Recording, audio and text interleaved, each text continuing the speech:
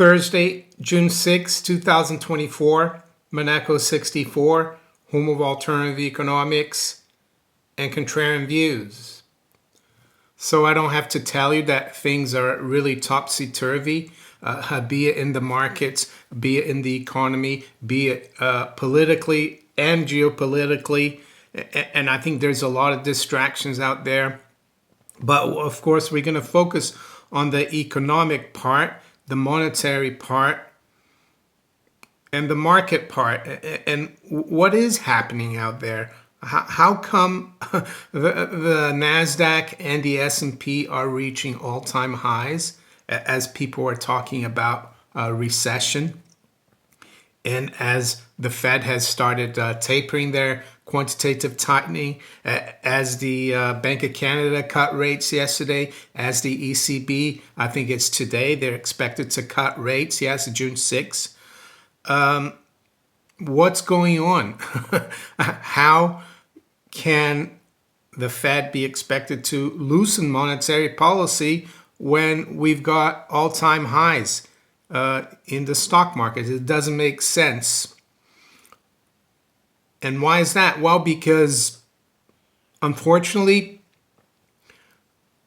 the powers that be it politicians, central bankers, the people in charge, WHO and everything else, UN, NATO, they've all been lying to us. So the more you lie, the more problems you cause and the more confused people get.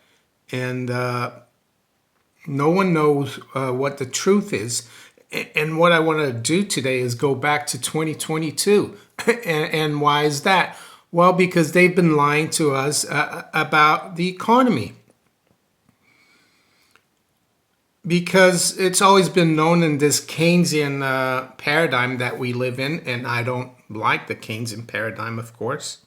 I don't really care about GDP, about economic statistics for a whole country. The only reason people look at that is because the government has to implement taxation based on it, because taxes are so high, our national debts are so high, and we've got a monopoly running the money and credit system, the central bank, and they work together and they look at these statistics. But back in 2022, they basically ignored the fact that under the Keynesian paradigm, the economy was in a recession. They changed the definition. And I've got an article here from CNBC, mainstream, talking about the recession of 2022. So it says GDP fell 0.9% in the second quarter, the second straight decline in the strong recession signal. And what's worse is that in the first quarter, it dropped by 1.6%. So it was a recession. And their excuse was that their phony employment numbers were too high, that everyone was doing okay, so there wasn't a recession. But we're learning that the employment data for 2023 were overestimated by almost 800,000. So it's all a sham. So what I'm trying to say here is that it doesn't really matter too much. Yes, if we go into a recession this year, they're going to do their darndest to just basically negate this recession. Going to start pumping not just monetarily the system, but fiscally, if that is possible, because they're doing everything they can to keep treasury yields low. So what have they done? Well, according to Northman Trader here, Sven Henrik, May 29th, Treasury started doing buybacks. Yes, the Treasury buying back its own debt by issuing more debt. They're trying to do yield curve control to keep longer term yields low. And we've seen that the 10-year yield has dropped like 40 basis points from recent highs. June 3rd, a few days ago, the Fed started slowing down their sales of treasury securities and not mortgage backed, but treasuries, or they tapering QT So yesterday we got new all-time highs in the NASDAQ and the S&P. And Sven Henrik again noting that 3 stocks are now worth more than 3 trillion and 5 stocks are worth 13.2 trillion in combined market cap. And he sarcastically says, time to stop the tightening cycle, cut rates, and begin new easing cycle. So this is where all the lies catch up here, because we know the bottom 50% of Americans are suffering, just like here in the UK. People living in caravans here. Go Google caravan park or people living in caravans or trailers in Bristol. People that have a job and can't afford to rent or let alone buy a property, it's just sickening. It's all because of the lies, because they're trying to keep the banking sector alive, and I spoke about that recently. The FDIC is allowing the banks to basically hide huge losses, and that's why we're seeing the fiscal largesse. And we're also seeing monetary largesse because they lie about all the statistics. Interest rates should be a lot higher. But if you raise interest rates to rein in the inflation and the money supply, the whole economy collapses. So the lies are catching up here. And before we go further, just want to give a shout out to the Dirty Man Safe. I think it's more important than ever that people have a way to hide their valuables in these turbulent times. If you're thinking of keeping some of your gold, silver, or anything else, even your cryptocurrency, hard wallets, deeds, wills, documents, jewelry, check the link below in the description for the Dirty Man Safe. You get 10% off, and you also get a gift if you use the link below in the description. So back to the lies.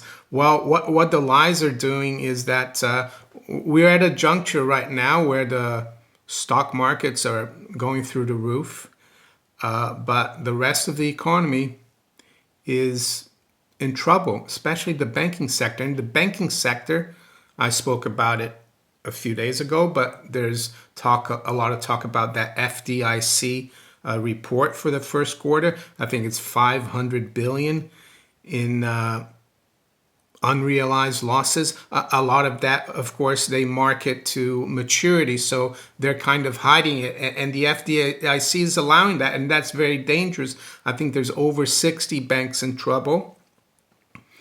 So yes, what this results in is in a melt-up. And I think, and what is a melt-up? Well, it's when the currency loses value, and people want to have anything but the currency. And that's where the big money, or what the big money is seeing. And that's why the stock market is at all-time highs in respect to the S&P and the NASDAQ. It's not in terms of the Dow, but I think the S&P and the NASDAQ are the most closely looked indices. And of course, there are symptoms out there of this crack up, boom, melt up, hyperinflation, currency collapse, whatever you want to call it. One of them is this GameStop situation, Roaring Kitty, all the speculation in cryptocurrencies, all the altcoins. If you read these 2 books, which I've recommended umpteenth times, When Money Dies, about the German hyperinflation back in the early 20s, or Weimar hyperinflation, or Fiat money inflation, about the hyperinflation in revolutionary France. Speculation was rampant as well.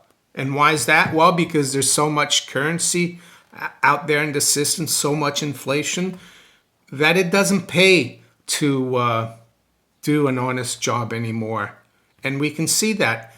I saw the other day a video about the shanty towns in Oakland and the people in Bristol here in the UK. A lot of these people are working, but it doesn't pay to work. They have to live in a caravan or a trailer or whatever it's called, because they can't pay the rent. But some people like Roaring Kitty, whatever his name is, he's found out a way to make millions through speculation, which is a symptom. And I'm not having a go at him. He's gamed the system, and good for him. But that is a symptom that everything is too frothy, speculative. So I also think the rest of the world knows that. President Putin, I think it was 3 years ago at the SPIEF conference, which they're having right now in St. Petersburg. It's an international economic conference that the Russian government organizes. I think he said in 2021 that the dollar was going to collapse. And he's right, and that's why BRICS are buying so much gold. That's why Thailand wants to join BRICS. That's why Turkey just said they want to join BRICS. And I want to read for you now Ludwig von Mises' definition of a crack-up boom from his book that I have here, the Human Action, which is it's like the Bible of the Austrian school, or at least Ludwig von Mises' Bible about how he sees economics. And this is what he says: "But then finally the masses wake up. They become suddenly aware of the fact that inflation is a deliberate policy, and we will go on endlessly. A breakdown occurs. The crack-up boom appears. Everybody is anxious to swap his money or currency against real goods, no matter whether he needs them or not, no matter how much money he has to pay for them. Within a very short time, within a few weeks or even days, the things which were used as money are no longer used as media of exchange. They become scrap paper," and I added here, scrap digital entries. "Nobody wants to give anything away against them." It was this that happened with the continental currency in America in 1781, with the French mandat territorial in 1796, and the German mark in 1923. It will happen again when the same conditions appear. If a thing has to be used as a medium of exchange, public opinion must not believe that the quantity of this thing will increase beyond all bounds. Inflation is a policy that cannot last. One thing I would add, the mandat territorial, that was their version, the French version of CBDC, let's say, because before the mandat, they had the assignats, and that hyperinflated, and they based the mandat territorial on the assignats, and it failed. And I think the CBDC will fail. And I recommend you watch Rafi Farber's latest video about that. He says that a CBDC will fail because it will be based on the fiat dollar, and the fiat dollar will hyperinflate, and I agree with him. So it says here, von Mises, that people want real goods, and that's true, like gold, silver, commodities, anything that's tangible. But also we see that in 1923, during the Weimar hyperinflation, a lot of the wealthy investors, they piled onto the stock market because companies have real assets as well. And I guess nowadays, technology is seen as a real asset. But I would say commodities as well, hard assets. That's why we're seeing the stock market go up, because people know they're going to keep inflating the currency. And the public's still not aware of it because the public is misinformed. They're told that Putin created the inflation, that the crisis in the Middle East is raising oil prices or whatever. They never talk about the fact that the real reason for the rising prices and the debasement of their currencies, because that's what we're getting, has been decades of money printing by the central banks and decades of reckless fiscal spending by governments. So that's what's going on, guys. And the thing with hyperinflation is that it happens very quickly. It's a psychological thing. It's not. It's got nothing to do with cost push. Let's say inflation, if you want to call it. It's when people wake up and they see, oh, what's going on here? They're never gonna stop the inflation because they can't, and that's when the currencies, become worthless. And I think rising gold and silver prices, they're gonna be a signal for us, and that's why the bankers, be they the bullion banks and the central bankers in the West, are fighting tooth and nail with their paper games to keep the prices from rising too quickly and too sharply. And I think they're going to lose that because, they can't fight not human nature, but nature in general. You can't keep doing things that are not natural, like creating currency or money out of thin air and expecting it to have any value. So I'm going to stop right here, and we're going to quickly look at where the markets are this morning. So it's right now just gone past 8 a.m. London time.